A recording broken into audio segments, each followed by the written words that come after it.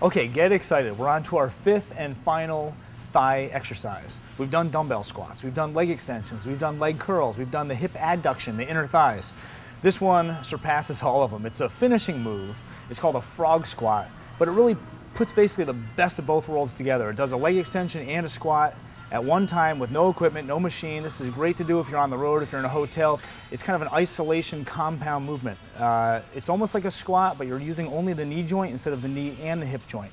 It's very difficult. There's actually 3 different positions I can put you in to make it a little bit easier. It's very safe on the knee, believe it or not. It kind of looks awkward, but it's safe on the knee joint.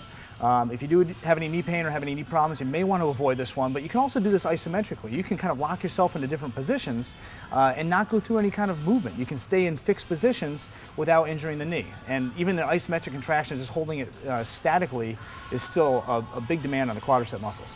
So anyway, let's go on to the first position, the easiest one. I'll meet you when I get there. Going down. Okay, I'm here, I made it.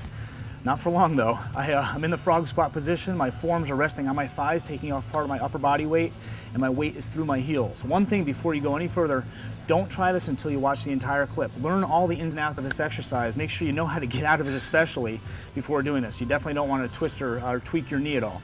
So forearms on my thighs, my hands in the praying position because I'm going to need it, and you're going to lift your hips up and lower your hips back down. This is actually quite safe on the knee if you do it slowly and correctly. And you're gonna get down this low position, maybe looking in a mirror in front of you. You're trying to keep your head like it's in a vise. So my eyes, if I were in front of a mirror, should be lined up on my eyes the entire movement. And this is an easy way to do this. I'm supporting a lot of my body weight. To make it a little bit harder, I can take my hands off my thighs, place them on the ground in front of me, and continue the movement. So your hands are still giving you a little help, but not that much. And by keeping your hands down, it also helps keep your head down throughout the entire exercise, just so you can focus on lowering and raising your hips. It really is the best transition to the next and the most difficult position. Now watch the arms. Aha, the true frog squat. Your arms aren't helping out at all, and all of your body weight is now supported by your legs in a very biomechanically inefficient position. These are a lot tougher than they look. Now, if you have any physical limitations that may limit your range of motion, you may want to do just that, limit your range of motion. Definitely don't go down too low, and you may want to do this over a bench or low chair initially, just for reassurance. Or you can always resort to putting your forearms back on your thighs. Again, watch the arms. Now this modified version of a frog squat is definitely a lot easier, and it's also the best way to exit the exercise. Whatever you do, never stop the exercise in the down position. Trust me, you'll be tempted to drop to the ground, but don't do it. Your knees aren't gonna like it. So, key points. Keep the weight, your weight, through your heels, not through your toes.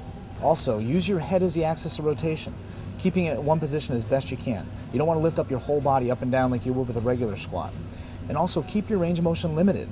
You don't want to overcompress your knee. Definitely don't bounce at the bottom, but also you don't want to go up too high at the top of the range of motion.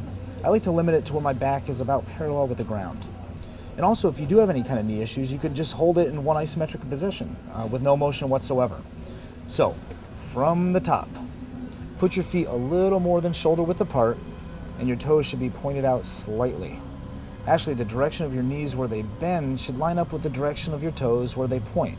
You should be able to draw a straight line between your hip, your knee, and your toe. They should all face the same direction.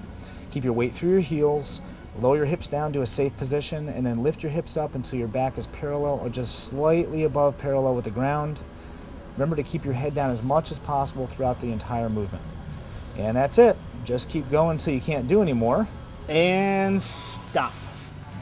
Now don't think I've been doing these the whole time. This is a tough exercise. Now when you get out of this, don't drop down to the ground. Don't twist and tweak your knee. You want to put your forearms back on your thighs, maybe put your hands on your knees, support your body weight a little bit. But whatever you do, don't stand up straight yet. Keep your head down a little bit lower. You may actually want to kneel down or sit in a chair or something next to you. Take a breather.